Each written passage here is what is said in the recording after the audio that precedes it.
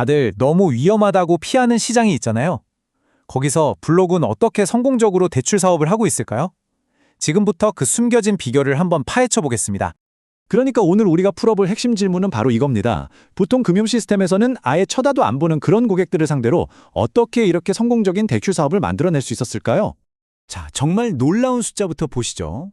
블록의 캐시앱에서 대출받는 고객 10명 중에 7명, 그러니까 무려 70%가요. 기존 금융권 기준으로는 서브프라임 등급입니다. 한마디로 대출받기 어려운 저신용자라는 뜻이죠. 이 그래프 좀 보세요. 지난 2년 동안 대출 규모는 2배 넘게 정말 폭발적으로 늘었거든요. 그런데 손실률은 거의 그대로예요. 제다리 걸음이죠. 이게 어떻게 가능한 걸까요? 거의 마법 같지 않나요? 자, 지금부터 이 놀라운 성공, 이 앞뒤가 안 맞는 것 같은 이야기 뒤에 숨겨진 비밀을 하나씩 까보겠습니다. 이 성공이 결코 하루아침에 뚝딱하고 만들어진 게 아니에요. 그 밑바탕에는요, 10년 넘게 차곡차곡 쌓아온 데이터와 경험이 깔려 있습니다. 블럭의 여정은 2013년으로 거슬러 올라갑니다. 그때 스퀘어 가맹점들 있잖아요.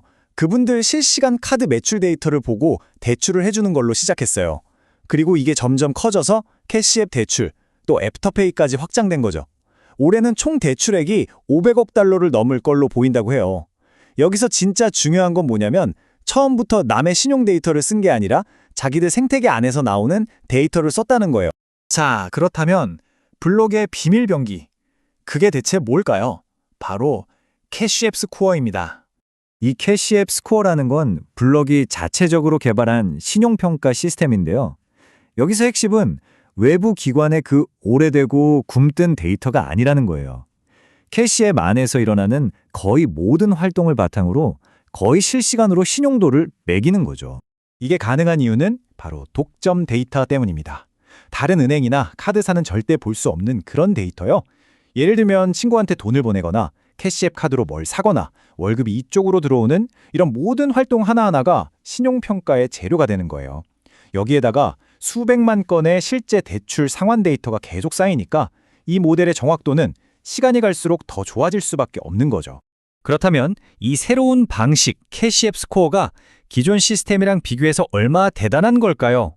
이제 그 결과를 숫자로 직접 한번 확인해 보시죠.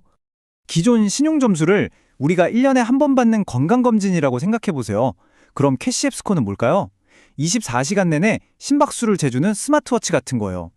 기존 시스템은 몇 달이나 지난 낡은 데이터를 보고 있는데 캐시앱은 바로 지금 이 순간 고객의 재정 건강 상태를 보고 있는 거죠. 이 차이가 어마어마합니다. 바로 이 그래프가 그 차이를 아주 명확하게 보여줍니다. 2021년부터 3년 동안 미국 신용카드 연체율이 거의 2배나 치솟았어요. 경제에 빨간불이 켜진 거죠. 그런데 기존 신용점수는 어땠을까요? 거의 그대로였어요. 변하지 않았습니다. 시장에 보내는 이 위험 신호를 완전히 놓치고 있었던 거예요. 그 결과가 정말 놀랍습니다. 블록은 이 캐시앱 스코어 덕분에 기존 방식대로 했으면 대출 못 받았을 사람들에게 무려 38%나 더 많이 대출을 해줄 수 있었어요. 근데 여기서 제일 중요한 게 뭐냐면 손실률은 똑같이 유지했다는 거예요. 리스크는 늘리지 않고 고객만 더 확보한 거죠. 이 놀라운 결과는 개인 고객한테만 해당되는 얘기가 아니에요. 사업자 고객들, 그러니까 스퀘어 가맹점들한테도 똑같은 방식을 적용했더니요.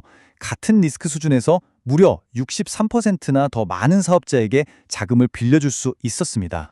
이 시스템의 진짜 무서운 점은 바로 이 역동성에 있어요. 예를 들어서 경제 상황이 안 좋아지잖아요. 그럼 고객들의 점수 분포가 전체적으로 왼쪽으로 이동하면서 리스크가 높아지는 걸 시스템이 바로 알아챕니다. 그럼 어떻게 하냐? 시스템이 자동으로 대출 승인 기준선을 살짝 오른쪽으로 옮겨버리는 거예요. 그래서 손실은 막고 수익성은 지키는 거죠. 거의 실시간으로 시장 변화에 맞춰서 리스크를 관리하는 겁니다. 자, 그럼 이 기술이 우리 같은 일반 사용자들한테는 어떤 의미가 있을까요? 블록의 비전은 여기서 한 걸음 더 나아갑니다. 블록의 리스크 총괄이 이런 말을 했어요. 우리는 고객에게 더 많은 투명성을 주고 싶습니다. 그리고 자신의 데이터와 신용점수에 대한 통제권도 더 많이 돌려주고 싶습니다. 그러니까 이 강력한 점수를 자기들만 알고 있는 게 아니라 고객한테 직접 돌려주겠다는 거죠. 그리고 이건 그냥 하는 말이 아니에요. 이미 현실이 되고 있거든요. 지금 일부 고객들을 대상으로 캐시앱 안에서 직접 자기 캐시앱 스코어를 확인할 수 있게 해주고 있어요. 심지어 점수를 어떻게 하면 높일 수 있는지 구체적인 방법까지 알려주는 기능을 테스트하고 있다고 합니다. 자, 마지막으로 이런 질문을 한번 던져봅니다. 우리가 매일 쓰는 앱에서의 이런 활동 데이터가 언젠가는 지금의 그 복잡하고 좀 불투명한 신용점수 시스템을 완전히 대체하는 날이 올 수 있을까요? 블록의 이 실험은 어쩌면 그 미래가 우리가 생각하는 것보다 훨씬 더 가까이 와 있을지도 모른다고 말해주고 있는 것 같습니다.